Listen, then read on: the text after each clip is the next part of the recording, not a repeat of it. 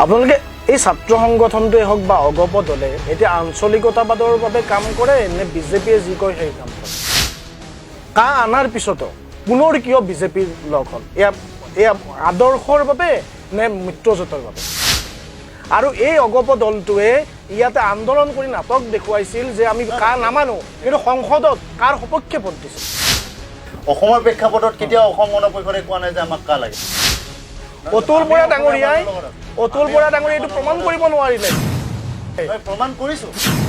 তেওঁলোকে ক'ব পাৰিব নেকি আমি আজি ইমানখিনি বিদেশী আমি উলিয়াই দিব পাৰিম প্ৰত্যেকগৰাকী বাংলাদেশ খেদিব লাগিব বুলি ৰাজহুৱা সভাত কৈছিল আৰু সেইগৰাকী প্ৰধানমন্ত্ৰীকে আপোনালোকে সমৰ্থন কৰি আছে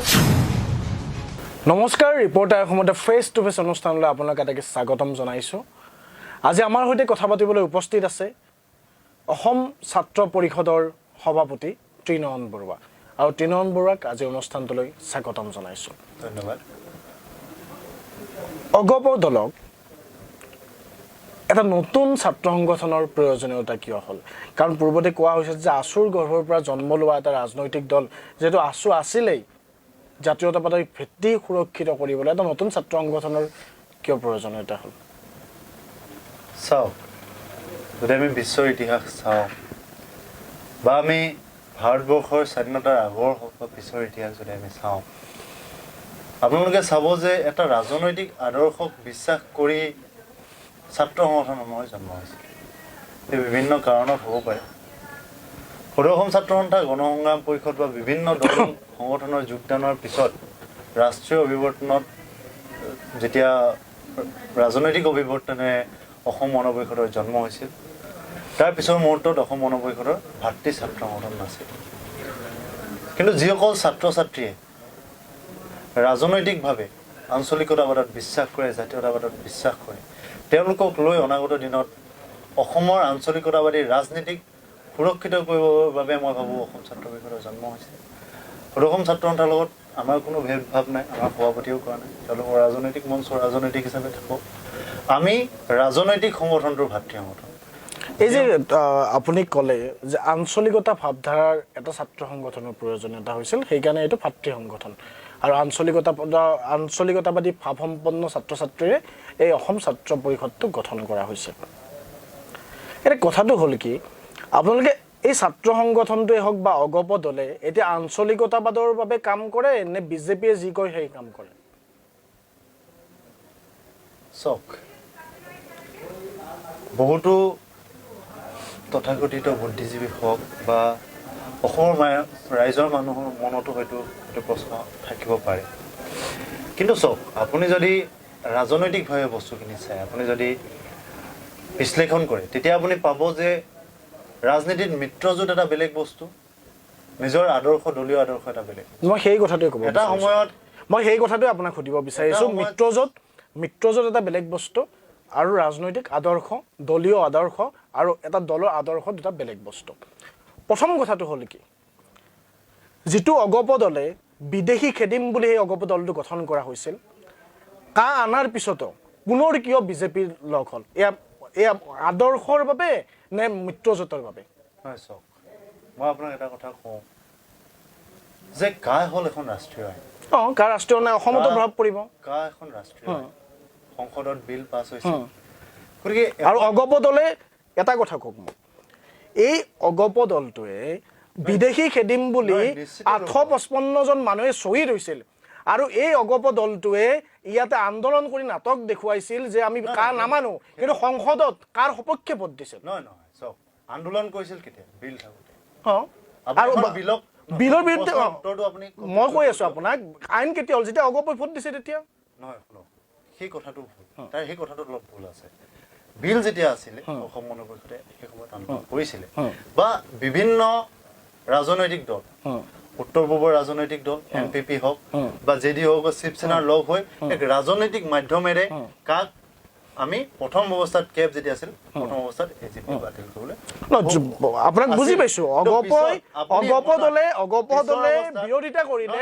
পৰৱৰ্তী সময়ত ভোট কিয় দিলে সেইটো শুনক আপুনি পিছৰ অৱস্থাত যেতিয়া মিত্ৰজোঁট হ'ল এনপিপি হওক শিৱসেনা হওক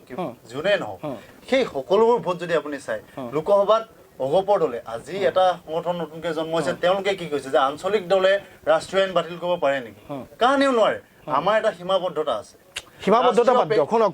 মই দুটা কথা কওঁ সংসদত এটা ৰাষ্ট্ৰীয় প্ৰেক্ষাপট আছে আপুনি দুটা কথা আপুনি এই প্ৰসংগত দুটা কথা কয় আপুনি ক'লে এনপিপিৰ কথা এনপিপিয়ে তেতিয়া ভোট দিছে যেতিয়া তাত কোৱা হৈছে মেঘালয়ত এইখন প্ৰযোজ্য নহয় মিজো দলে মিজোৰামৰ সাংসদে তেতিয়াই ভোট দিছে যেতিয়া কোৱা হৈছে মিজোৰামত তাত প্ৰযোজ্য নহয় অগপ দলে কিয় এইটো কৰিব নোৱাৰিলে যে অসমত এখন প্ৰযোজ্য নহয় বুলি কিয় কৰিব নোৱাৰিলে আপুনি এটা কথা বুজি পোৱা নাই বুজাই দিয়ক কথা হ'ল আমি মিত্ৰজোঁটৰ চৰকাৰ আছোঁ দ্বিতীয় কথা হ'ল এনপিপিয়ে যদিও কৈছে এখন ৰাষ্ট্ৰীয় আইন যেতিয়া বলবৎ হ'ব যেতিয়া বলবৎ হ'ব শুনক মই এটা কথা কৈ আছো ৰাষ্ট্ৰীয় আইনটো বেলেগ ৰাষ্ট্ৰীয় বলবৎ কৰা বেলেগ আৰু আপোনালোকে সমৰ্থন কৰাটো বেলেগ সংসদৰ মজিয়াত আপোনালোকে সমৰ্থন কৰাটো হয় নে নাই আপুনি মোক গোটেই উত্তৰটো দিবলৈ হয় দিয়ক উত্তৰটো দিবলৈ দিয়ক তাৰপিছত আপুনি মোক বিচাৰ কৰিব যে মই শুদ্ধ নে ভুল এখন ৰাষ্ট্ৰীয় আইন বাতিল কৰাটো আমাৰ অগপৰ হাতত নাই অগপৰ ভোটটো দিয়া বা নিদিয়া সেইটোৱে আইনখন পাছ হোৱা বা নোহোৱাত কোনো মেটাৰে নকৰে এটা ভোটৰ তাত কোনো মেটাৰে নাই কাৰণ এখন ভোট জিকিছে বহুতটা ভোটত এটা ভোটত জিকা নাই আৰু যিখন আইন হৈছে সেইখন ৰাষ্ট্ৰীয় প্ৰেক্ষাপটতহে অগপই সেইখন আইনত যেটো কৰিব লাগে কৈছে অসমৰ প্ৰেক্ষাপটত কেতিয়া অসম গণ পৰিষদে কোৱা নাই যে আমাক কা লাগে সেইবাবে আইএমডিটি আইন কেন্দ্ৰই বাতিল হৈছিল আইএমডিটি আইন বাতিল হৈছিল মহামান্য আদালতৰ দ্বাৰা আমাৰ অসম গণ পৰিষদৰ সন্মানীয় সভাপতি অতুল বৰা ডাঙৰীয়াৰ নেতৃত্বত আমাৰ নেতৃত্বই গৈ পেলাই উচ্চতম ন্যায়ালয়ত মহামান্য আদালতৰ ওপৰত বিশ্বাস ৰাখিছে আৰু কা অসমৰ ভূমিত বাতিল হ'ব লাগে বুলি কৈছে ইয়াৰ উপৰি আপুনি ক'লে বিদেশী আন্দোলন খেদাৰ ভিত্তিত অসম গণ পৰিষদৰ জন্ম হৈছিল অসম গণ পৰিষদৰ জন্ম পিছত যিখিনি তাত লক্ষ্য উদ্দেশ্য আছিল তাৰ মূল কথাখিনি কিন্তু আছিলে সাংস্কৃতিক হওক ৰাজনৈতিক হওক সামাজিক হওক অৰ্থনৈতিক হওক সেই গোটেই কথাখিনিত অসমীয়া জাতিৰ সুৰক্ষা প্ৰদান কৰা কাৰণ মাইগ্ৰেশ্যন এটা ইণ্টাৰনেশ্যনেল বস্তু গান্ধী লিয়াকত চুক্তিৰ পিছত ভাৰতবৰ্ষত তেনেকুৱা কোনো চুক্তি হোৱা নাই আমাৰ দলৰ ওচৰত আজি ইমানটো ষ্ট্ৰেংথটো নাই যে তেওঁলোকে চুক্তি প্ৰৱৰ্তন কৰিব পাৰে সেইটো আপুনিও জানে সকলোৱে জানে যিসকলে আজি অসম গণ পৰিষদৰ আঞ্চলিকতাবাদটোক ভাঙিবলৈ চেষ্টা কৰিছে তেওঁলোকেও জানে অসম গণ পৰিষদৰ সীমা আপোনালোকে অগপ দলে মোক এটা কথা কওক মই হাঁহি উঠে এইবোৰ কথা শুনিলে উত্তৰটো আপুনি মই উত্তৰটো শুনিছো আপোনাক উত্তৰটো শুনিলো সেইকাৰণে সুধিছো সেইকাৰণে আপুনি কোৱা কথাখিনি মই ছাপ্লিমেণ্ট কথাটোহে আপোনাক সুধিব বিচাৰিছো আপুনি ক'লে যে আমি সুপ্ৰিম কোৰ্টত কেছ কৰিছো আমাৰ দলৰ সভাপতিয়ে যিখন আইনত আপোনালোকে সমৰ্থন কৰিলে পাৰ্লিয়ামেণ্টত আপুনি ভোট দিলে তাত সুপ্ৰিম কোৰ্টত কেছ কৰাৰ তাৰ কি অৰ্থটো কি থাকে এটা কথা মোক কওক আপুনি মোক এটা প্ৰশ্ন উত্তৰ দিয়ক যে যিকোনো আঞ্চলিক দলে আঞ্চলিক চৰকাৰ কা বাতিল কৰিব পাৰিব নেকি আপুনি পৰনিত কৰা নাম শুনিছে কা এটা আপুনি হৰচিমৰত কৰা নাম শুনিছে কা এটা হৰচিমৰত কৰা নাম শুনিছে নে কা এটা সংসদীয় হৰচিমৰত কৰা নাম শুনিছে হৰচিমৰত কৰে শেহতীয়াভাৱে কৃষি পাঞ্জাবৰ কৃষকসকলৰ যি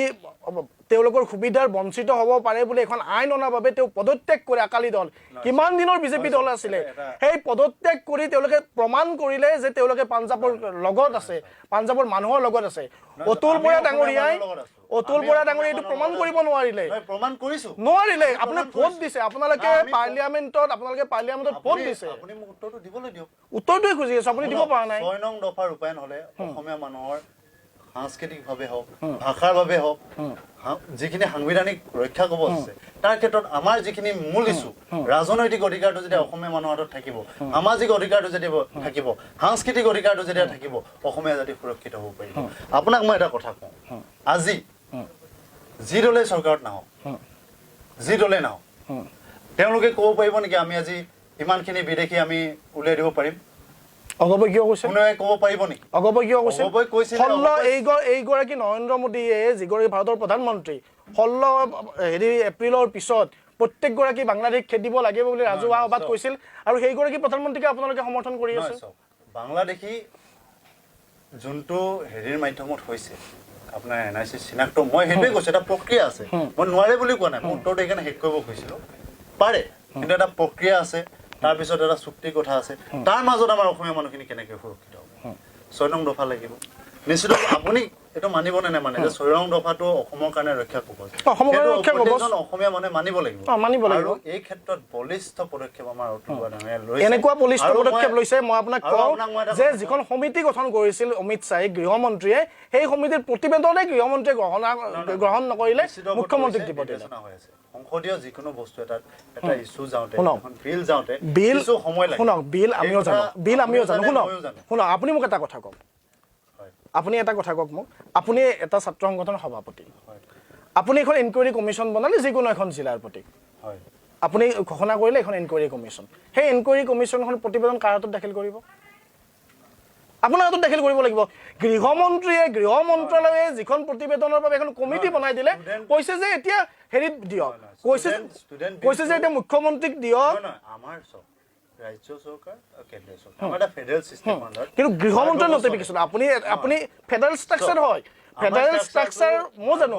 আপুনি অসম চুক্তি পঢ়িছে অসম চুক্তিৰ ৰূপায়ণৰ নডেল মিনিষ্ট্ৰী কোন আমাৰ কেন্দ্ৰীয় চৰকাৰৰ কি বিভাগ গৃহ বিভাগ সেই গৃহ বিভাগে প্ৰতিবেদনৰ কাৰণে এখন সমিতি বনাইছে সেই সমিতিৰ প্ৰতিবেদন কাক দাখিল কৰিব লাগিব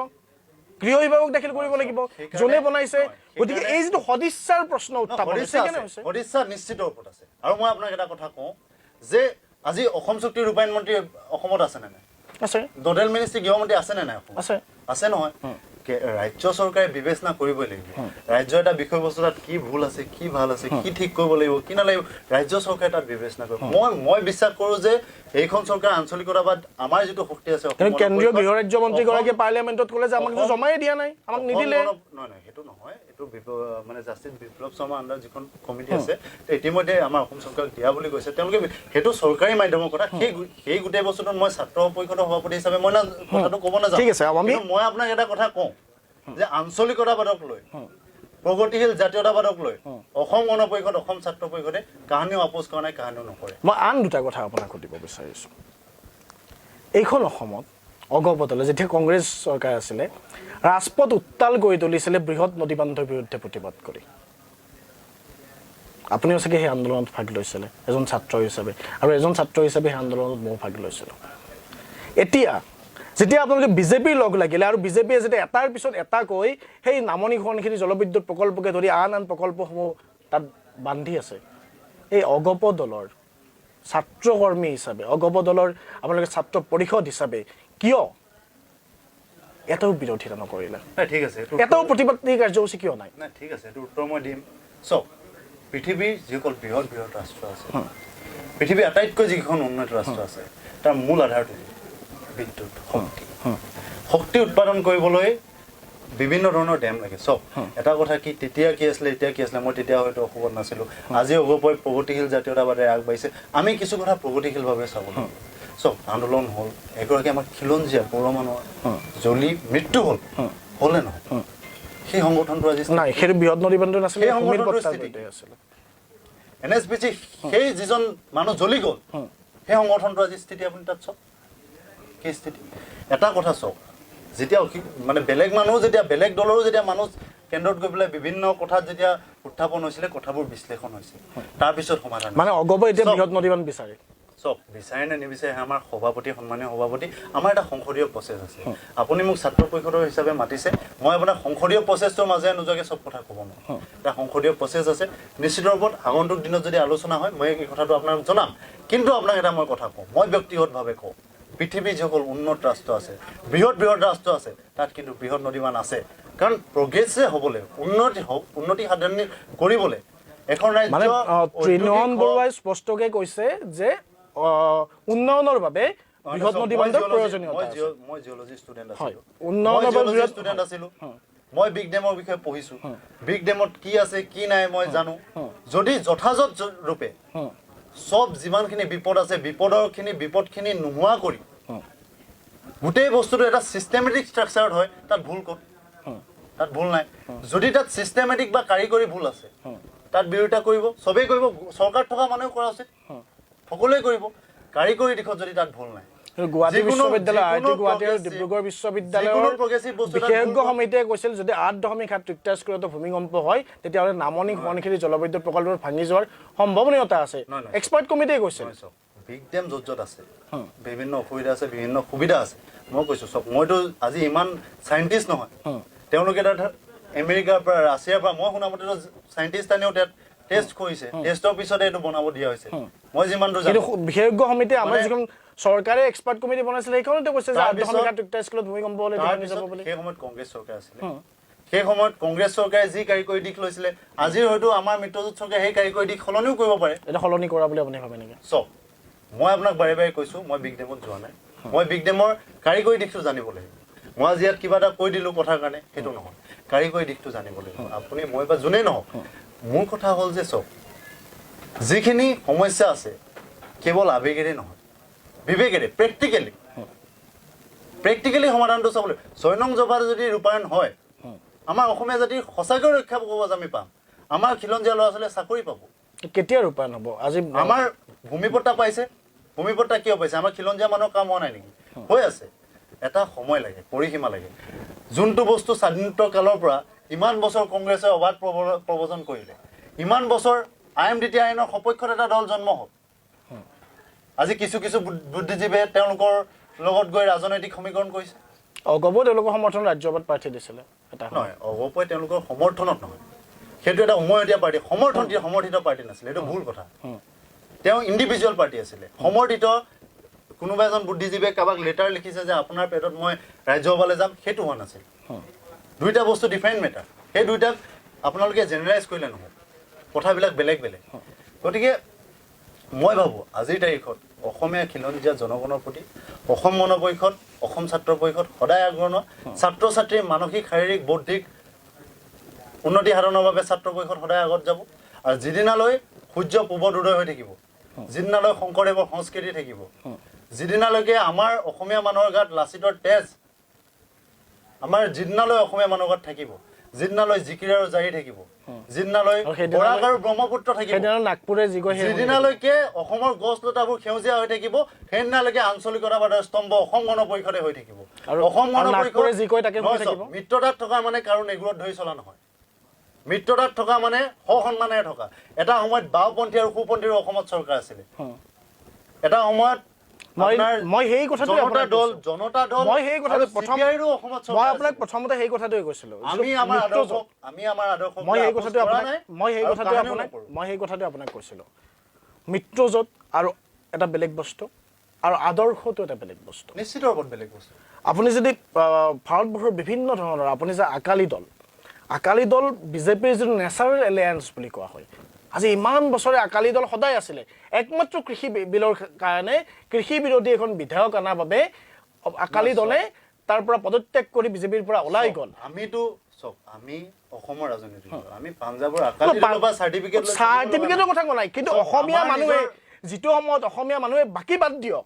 বাকী দল সংগঠনৰ কথা বাদ দিয়ক অতুল বৰা ডাঙৰীয়াই সদৌ অসম ছাত্ৰ সন্থাৰ অফিচত আহি কৈছিল যে আজি মোক মায়ে আহ্বান জনাইছে আৰু মই মাৰ কথা শুনি ইয়াত আহিছোঁ আজিৰ পৰা বিজেপিৰ লগত নাথাকো আপোনাৰ নিশ্চয় মনত আছে নিশ্চিত আন্দোলন কৰিছিল আমাৰ সভাপতিয়ে নিশ্চিত আৰু সেই কেবখনত ভোট দি এতিয়া আৰু বিজেপিৰ লগতে নহয় আপুনি ভুল কৈছে কথাটো কেব নহয় কা যেতিয়া আইন হৈছে আইন হোৱাৰ পিছতো আমি কেছ দিছোঁ যে অসমত নালাগে আৰু মই সেই কথাটোৱে কৈছোঁ মানে এইটো এটা কমেডি শ্ব' টাইপ হোৱা নাই জানো এটা সম্পূৰ্ণ কিয় কমেডি শ্ব' হোৱা নাই আপুনি এখন আইনৰ কাৰণে ভোট দিছে সেই আইনখন অনা দলটোৰ লগতে আপোনালোকে চৰকাৰ কৰি আছে আৰু কৈছে যে কেছ দিছে অকল বাংলাদেশ বুলি নাই আইনখনত অকল বাংলাদেশ বুলি মোৰ কথাটো শুনি লওক আপুনি সুধিছে প্ৰশ্ন মোৰ কথাটো আপুনি শুনি লওক তাত অকল বাংলাদেশ বুলি নাই মহাত্মা গান্ধীয়ে কৈছিলে পাকিস্তানত যিসকল ধৰ্মৰ নামত শোষিত লাঞ্ছিত হৈছে পূব পাকিস্তান হওক পশ্চিম পাকিস্তান হওক তেওঁলোকক ভাৰতবৰ্ষই ল'ব লাগিব অসম নহয় কিন্তু ভাৰতবৰ্ষই ল'ব লাগিব ভাৰতবৰ্ষ কি এখন ৰাষ্ট্ৰ তাত বহুত ৰাজ্য আছে মই এই কথাটো আপোনাক কৈছোঁ শুনক ভাৰতবৰ্ষত বহুত ৰাজ্য আছে মই ঠিকেই আছে আপুনি বাদ দিয়ক মানে ঠিক আছে কাখন ভাল বুলি কৈ দিয়ক কাখন ভাল নহয় তেতিয়াহ'লে আমি বিৰোধিতা কৰিছোঁ কাৰণে আমি মহামান্য আদালতত যদি বিৰোধিতাই কৰিছে আৰু যিটো দলে আনিলে সেই দলটোৰ লগত কিয় চৰকাৰত থাকে আপুনি আজি মোক এটা কথা কওক সকলোৱে কাৰ বিৰোধিতা কৰিবলৈ আল্টিমেট সলিউচনটো কি হ'ল সকলোৱে কি কৰিলে সকলো দল সংগঠন সকলোৱে শেষ উপায় কি হ'ল বহুত মানুহে এতিয়াও কা নিবিচাৰে প্ৰত্যেক মানুহে কি কৰিলে কা নিবিচাৰিলে নহয় বাতিল কৰিবলৈ কি কৰিলে বাতিল কৰিব এতিয়াও আন্দোলন চলি আছে সলিউচন কি হ'ল প্ৰেক্টিকেল সলিউচন কি আপোনাৰ মতে সকলোৱে কেছ দিলে নিদিলে যদি সেই সময়ত সলিউচন আটাইতকৈ ডাঙৰ সলিউচন আছিল যদি সেই সময়ত অগপই আহি অসম চৰকাৰ ভাঙি দিলে হয় বিজেপি চৰকাৰ কেনেকৈ ভাঙিব কিয় অগপই 14জন এমএলএ ওলাই আহিলে অসম চৰকাৰ ভাঙিব নেকি তাৰ ব্যতিক্ৰম আছিলে অগপৰ যদি 14জন এমএলএ ওলাই আহিলে হয় যদি বিপিএফে ওলাই আহিলে হয় আন ৰাজনৈতিক আঞ্চলিক দলসমূহে ওলাই আহিলে হয় তেতিয়া হয়তো কেন্দ্ৰীয় চৰকাৰে ভাবিলে হয় যোনটো কৈ আছে সেইটো এটা ইউৰোপিয়ান ড্ৰিম অগপই যদি ওলাই আহিলেহেঁতেন চৰকাৰ নাভাঙে কথাটো হ'ল প্ৰশ্নটো হ'ল আমি চৰকাৰত থাকি কিমান অসমীয়া মানুহৰ কাৰণে আদায় কৰিব পাৰিছোঁ পথাৰ আমাৰ বজাৰ আমাৰ শীৰ্ষক আমাৰ অম্বিকাগিৰি ৰায়চৌধুৰীয়ে কি কৈছিলে যিটো জাতিৰ পথাৰ আৰু বজাৰ নিজৰ হাতত নাই সেই জাতিটো কেতিয়াও অস্তিত্ব জীয়াই নাথাকে সেই ক্ষেত্ৰত আমাৰ সন্মানীয় সভাপতি অতুল বৰা ডাঙৰীয়া হওক পশুধন নিগমৰ চেয়াৰমেন মনোজ শইকীয়া ডাঙৰীয়া হওক আমাৰ গুৱাহাটীতে 100 জন কোনো আদৰ্শৰ কথা নাই ভিন্ন আদৰ্শৰ খিলঞ্জীয়া অসমীয়া ডেকা গাভৰু শিক্ষিত নিবনুৱাক সংস্থাপন দিছে আৰু সেই পথাৰ আৰু সেই পথাৰ এতিয়া সেই যেতিয়া পথাৰ এতিয়া বৃহৎ কোম্পানীৰ হাতত গতাবলৈ ওলাইছে তাৰ বিৰুদ্ধে কিয় নকৰে এটলিষ্ট এইখিনিত মানুহক খিলঞ্জীয়াৰ অধিকাৰটো সাব্যস্ত কৰিবলৈ দিয়া হৈছে বিচৰা হৈছে আমাৰ কৃষিমন্ত্ৰীয়ে নিজে পথাৰত নামি এক আদৰ্শ দেখাবলৈ চেষ্টা কৰিছে আমিও গাঁৱে ভূঞে গৈ দেখিছোঁ কেনেদৰে অসমীয়া ল'ৰা ছোৱালী কৃষি ক্ষেত্ৰৰ প্ৰতি বিভিন্ন পশুপালনৰ দিশসমূহ আছে ঠিক আছে বেয়া সমূহ আপোনালোকে কৈছে আমি আত্মবিশ্লেষণ কৰিছোঁ অগপদলে আত্মবিশ্লেষণ নকৰাকৈ থকা নাই অগপই নিজৰ ভুলখিনি মানি লৈছে কিন্তু আমি ভাল কৰাখিনি আপোনালোকে কওক আমাৰ শুদ্ধ পইণ্টখিনি আপোনালোকে কওক আৱেগিক হৈ কথাটো নক'ব ৰাজনৈতিক দৃষ্টিভংগীৰে কওক আজি আমাৰ অধিকাৰ পাবলৈ হ'লে আপুনিও এজন আপোনাক ডিবেট কৰাত নবা মই গম পাওঁ ময়ো এজন কটন বিশ্ববিদ্যালয়ৰ ছাত্ৰ আমি কিয় আঞ্চলিক ভাৱধাৰাটোত বিশ্বাস কৰি আহিছোঁ যে আমাৰ যিখিনি থলুৱা মানুহ আছে সেই মানুহখিনি অধিকাৰ নহয় অধিকাৰ মই এইকাৰণে কৈছোঁ চাব এতিয়া আপুনি জানে শেহতীয়াভাৱে এনভাইৰনমেণ্টেল এখন ল ওলাইছিল EIA হয় আপুনি আপোনালোকে অগপদলে সেইখনকো সমৰ্থন কৰে এটা কথা আপোনাক কওঁ এতিয়া EIA ক্ষেত্ৰত গোটেই বস্তুটো স্পষ্ট হোৱা নাই আপুনিও গম পায় এই ক্ষেত্ৰত আমাৰ দলে নিশ্চিত ৰূপত আগন্তুক দিনত চিন্তা চৰ্চা কৰিব কোনো ধৰণৰ হেৰি নাই তাততো ক'ত আপুনি যে ক'লে অম্বিকাগিৰি ৰায়চৌধুৰীয়ে কৈছিলে পথাৰ আমাৰ বজাৰ আমাৰ কৃষি বিলৰ মই এটা কথা আপোনাক পথাৰ আমাৰ বজাৰ আমাৰ যদি আছে মধ্যভোগী আছে আছে মধ্যভোগী থকাৰ কাৰণে মই এটা একদম চিম্পল কথা এটা আপোনাক কৈছোঁ মই সমৰ্থন কৰা নাই কৃষিত মধ্যভোগী থকাৰ কাৰণে সেই কৃষকজনে উচিত দামটো পোৱা নাই হয়নে এই ক্ষেত্ৰত আমাৰ চৰকাৰে বহুত কিন্তু ভূমিকা লৈছে চেষ্টা কৰিছে নিম্নতম MSP য'ত নাথাকে এই কৃষক বিলখনৰ পিছত এইটো কাৰণে নিম্নতম MSP নাথাকে এই কৃষকসকলৰ পৰা ডাইৰেক্টলি MSP টো লাগিব ন কোনে ক্ৰয় কৰিব কোম্পানীসমূহে ক্ৰয় কৰিব তাত MSP ক'ত হ'ব এটা ধৰি দিব লাগিব সেইখিনি সেই যিটো দাম হ'ব সেই বস্তুখিনি দাম ধৰি লওক আলুৰ কেজি 5 টকাকে কিনিব লাগিব কোম্পানীসমূহে নহয় চব এতিয়া সেই যিটো MSP নিম্নতম MSP নাই মই আপোনাক এটা কথা কওঁ এতিয়া যোনটো হৈ আছে তাতকৈ হয়তো ভালো হ'ব পাৰে অনাগত দিনত যদি বেয়া হয় নিশ্চিত ৰূপত আমাৰ বিৰোধিতা কৰিব অনাগত দিন আহি আছে সকলোৱে দেখা পাব নহয় জানো আৰু কথাটো হ'ল পইণ্টটো হ'ল যে অসম গণপৰিষদ দল যদি মানুহে তেতিয়া বিশ্বাস কৰিব শুনক মানুহে তেতিয়া বিশ্বাস কৰিব যে কথা আৰু কাম এক হয় কথা আৰু কাম এক হয় কথা আৰু কাম এক হয় আজি আমি যদি কেব নামানো বুলি কয় কালি এই কেবকে আমি ভোট দিওঁ আজি যদি আমি কওঁ যে আমি EIA ৰিপৰ্ট আমি নামানো আমি তাতে ভোট দিওঁ আমি যাওঁ যে কৃষি বিভাগ নামানো কৃষি বিভাগ নামানো তাতে ভোট দিওঁ আপোনালোকে কনৰাড চাংমাক জাতীয় নায়ক সজাই দিলে কিন্তু কনৰাড চাংমাই কি কৈছিল মেঘালয়ত কেব নালাগে আমাৰো বিৰুদ্ধে অসমত আমাক কেব নালাগে কিন্তু আপোনালোকে ভোটটো দিছে অসমত থাকাৰে চক মই আকৌ ক'লো পাকিস্তানৰ নিৰ্যাতিতখিনিক আমি কি মহাত্মা গান্ধী মই এটা কথা কওঁ শুনক নিৰ্যাতিতখিনিক আপুনি শুনক ডাঙৰীয়া শুনক পাৰ্লিয়ামেণ্টত যেতিয়া এখন বিধেয়ক উত্থাপন হয় তাত সংশোধন অনাৰ প্ৰস্তাৱনাৰ ব্যৱস্থা আছিল আৰু আপোনালোকৰ সাংসদজনে আমাৰ লোকসভাত প্ৰস্তাৱটোতো উত্থাপন ৰাজ্যসভাত প্ৰস্তাৱ উত্থাপন কৰিব পাৰে হজুৰে কৈছে মই আপোনাক বীৰেন প্ৰসাদ বৈশ্যই কৈছে একো হজুৰে কোৱা নাই মই শুনক প্ৰস্তাৱ বেলেগ বস্তু আৰু হজুৰে কথা কোৱা বেলেগ কথা শুনক এখন আইন যেতিয়া আপুনি জানে আপুনি এগৰাকী শুনক আপুনি এগৰাকী বীৰেন প্ৰসাদ বৈশ্য ডাঙৰীয়া মোক এটা কথা কওক বীৰেন প্ৰসাদ বৈশ্য হজুৰে কৈছে মোক অসমত মোক এটা কথা কওক আৰু আমাৰ সেইবাবে মোক এটা কথা কওক আমাৰ বিশ্বাস আছে মোক এটা কথা আপুনি স্পষ্ট কৰক ৰাইজৰ আগত আপোনালোকৰ সাংসদ বীৰেন্দ্ৰ প্ৰসাদ বৈশ্যই অসমত কাৰ নালাগে বুলি তাতে লিখিত সংশোধনী প্ৰস্তাৱ আনিছিল নেকি চক যোনটো আপুনি কৈছিল লিখিত সংশোধনী প্ৰস্তাৱ বা কিবা আমাৰ দলটো এটা সীমাবদ্ধতা আছে সীমাবদ্ধ মানে আমাৰ চবে আনিব পাৰে শুনক ৰাজ্যসভাত চবে প্ৰস্তাৱ আনিব পাৰে লোকসভাত আমাৰ এজনো সাংসদ ৰাজ্যসভাত এজন আছে প্ৰস্তাৱটো আনিছিল নে নাই আপুনি মোক দোষাৰোপ কৰিব পাৰে আজি বিভিন্ন দলে নিজৰ স্বাৰ্থত দল খুলিব কাৰণে মোক দোষাৰোপ কৰিব পাৰে কিন্তু তেওঁলোকে ক'ব পাৰিব নেকি কাইলৈ তেওঁলোকে আহি পেলাই কাখন বাতিল কৰিব পাৰিব তেওঁলোকে নিজে কৈছে যে ৰাষ্ট্ৰীয় আইন আঞ্চলিক দলে বাতিল কৰিব নাই এইটো সঁচা কথা এজিপিৰ দুখ ক'ত আপোনালোকে এজিপিক শক্তিশালী নকৰে নহয় সেই কথাটো মিছা আপুনি যোনে কয় লুৰিণজ্যোতি গগৈয়ে কওক কোনোবাই কওক হাজাৰে কওক যে ৰাষ্ট্ৰীয় আইনত কোনো ধৰণৰ হাত নাথাকে ৰাষ্ট্ৰীয় আইন যে নিজৰ ৰাজ্যৰ স্বাৰ্থত নিজৰ বাবে মানে এটা ইমপ্লিমেণ্টেশ্যন কৰিব পাৰে তাৰ প্ৰমাণ দি থৈ গ'ল কৰ্ণাট চাংমাই তাৰ প্ৰমাণ দি থৈ গ'ল মিজোৰামৰ মুখ্যমন্ত্ৰীয়ে মেঘালয়ত প্ৰযোজ্য নকৰিলে সেইটোৱে ৰাজ্যৰ স্বাৰ্থ আজি যদি অসমত শুনক আজি যদি অসমৰ মুখ্যমন্ত্ৰীগৰাকীয়ে যিটো ব্যৱস্থা আছিল আই এল পিৰ ব্যৱস্থা আছিল অসমত সেই আই এল পিৰ ব্যৱস্থা কাটি কিনে মণিপুৰত নিয়া হৈছে সেই আই এল পিৰ বাবে অসমৰ মুখ্যমন্ত্ৰীগৰাকীয়ে একো নকলে সেই অতুল বৰা ডাঙৰীয়ে একো নকলে যে আই এল পি অসমত প্ৰযোজ্য হ'ব লাগে বুলি এবাৰো নকলে ILP এতিয়া সম্পূৰ্ণ এটা ডিফাৰেণ্ট ইছ্যু ILP থাকিলে কাম নহয় অসমত ILP টো কেনেকৈ আহিব কি আহিব আপুনি জানে কেনেকৈ জনগোষ্ঠী প্ৰযোজ্য আছিল অসমত মানে ILP থকাৰ এটা ব্যৱস্থা আছিল ব্যৱস্থাই উঠাই দিয়া হৈছে সেইটো নহয় জনগোষ্ঠী এটা কথা আছে তাত সেইখন এখন জনগোষ্ঠীয় ষ্টেট আমাৰ এখন নহয় চব বস্তু এটা ডিফাৰেঞ্চ আছে আপুনি সংসদীয় মাধ্যমত গোটেই পৰিক্ৰমাটো বেলেগ বেলেগ কিন্তু আপুনি মোক দেখুৱাই দিব পাৰিব নেকি কংগ্ৰেছৰ ইমান কাল শাসন ইউডিএফৰ ইমান MLA কিন্তু কাহানিও অসম চুক্তিৰ কিবা এটা ৰূপায়ণ 6 নং দফাটোৰ ৰূপায়ণৰ চিন্তা চৰ্চা কৰিছে আমাৰ সন্মানীয় সভাপতি অতুল বৰা ডাঙৰীয়াই গৃহমন্ত্ৰীক গৈ সজোৰে কৈছে তেওঁৱে পোনপ্ৰথমে কৈছে কংগ্ৰেছতো কৈছে আমাৰ মাজতে আমাৰ লগতে ত্ৰিপাক্ষিক আলোচনা হৈছিল সেই আলোচনাৰ ভিত্তিতে এনআৰচিৰ কাম কংগ্ৰেছৰ দিনতে আৰম্ভ হৈছিল বিজেপি দিনত হোৱা নাই তাৰপিছতে এনআৰচি কাম আৰম্ভ হোৱা নোহোৱা সেইটো কোনে কৰিছিলে কোৰ্টত কোনে কেছ দিছিলে সেইখিনি কথা ক'বলৈ মই নাজানো এইখিনি অসমৰ ৰাইজে জানে সেই অভিজিৎ শৰ্মা কেছ দিছে সেই অভিজিৎ শৰ্মাই কৈ আছে অতুল বৰা একো কাম নাই বুলি সেইখিনি আপুনিও জানে কোনোবাই কাৰোবাক সমালোচনা কৰিব এইটো তেওঁ ব্যক্তিগত কথা দল হিচাপে মই কথা কৈছো অসম গণ পৰিষদে গৈ প্ৰথম গৃহমন্ত্ৰীক গৈ 6 নং দফা ৰূপায়ণৰ বাবে কৈছিলে আজিলৈকে কোনোবাই এইটো ইমপ্লিমেণ্ট কথা কৰা কংগ্ৰেছে কাহিনীবা কৰিলে নেকি হাজাৰ হাজাৰ লাখ লাখ বিদেশী যে 2014 চনলৈকে আহিলে 2014 চনলৈকে কাৰ শাসন আছিলে অসম গণ পৰিষদৰতো মাত্ৰ মাজত দুবাৰ আছিলে বাকী সময়খিনি কাৰ সেই 10 বছৰ কিমানজন বিদেশী বহিষ্কাৰ কৰিলে বিদেশী বহিষ্কাৰ কৰাটো কিমানজন বিদেশী চিনাক্ত কৰিলে আৰু সেই 10 বছৰ অগপৰ আছিলে চৰকাৰ সেই 10 বছৰত কি বাংলাদেশ আহা নাছিল কিছু ক্ষেত্ৰত আমি আত্মবিশ্লেষণ কৰিছো তাত কিছু ভুল আমাৰ থাকিব পাৰে সেইখিনি আমি একচেপ্ট কৰিছো আমি মানি লৈছো কিন্তু মাইগ্ৰেচন সেই 10 বছৰতে অসমৰ আটাইতকৈ বেয়া এখন বুলি কোৱা হয় অগপৰ সেই 10 বছৰতে গুপ্ত হত্যা হৈছিল সেই